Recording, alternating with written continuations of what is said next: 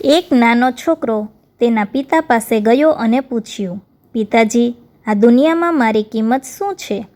પિતા થોડીવાર વિચારમાં પડી ગયા અને પછી અંદરથી એક ચમકતો પણ સામાન્ય દેખાતો પથ્થર લઈ આવ્યા.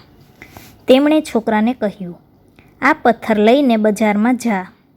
જો કોઈ તેની કિંમત પૂછે તો કશું બોલતો નહીં, માત્ર તારી 2 આંગળીઓ બતાવજે. છોકરો બજારમાં ગયો. એક વૃદ્ધ મહિલાએ પથ્થર જોઈને પૂછ્યું, બેટા, આ પથ્થર કેટલામાં આપીશ? છોકરો કશું બોલ્યો નહીં, માત્ર 2 આંગળીઓ બતાવી. પેલી મહિલાએ કહ્યું, 200 રૂપિયા? ઠીક છે, હું આ ખરીદી લઈશ. છોકરો આશ્ચર્યચકિત થઈ ઘરે પાછો આવ્યો અને પિતાને વાત કરી. પિતાએ હવે તેને એ જ પથ્થર લઈને મ્યુઝિયમમાં મોકલ્યો. ત્યાં એ માણસે પથ્થરની કિંમત પૂછી. છોકરાએ ફરીથી 2 આંગળીઓ બતાવી. પેલા માણસે કહ્યું, 20,000 રૂપિયા? આ તો બહુ કિંમતી પથ્થર છે, હું જરૂર લઈશ.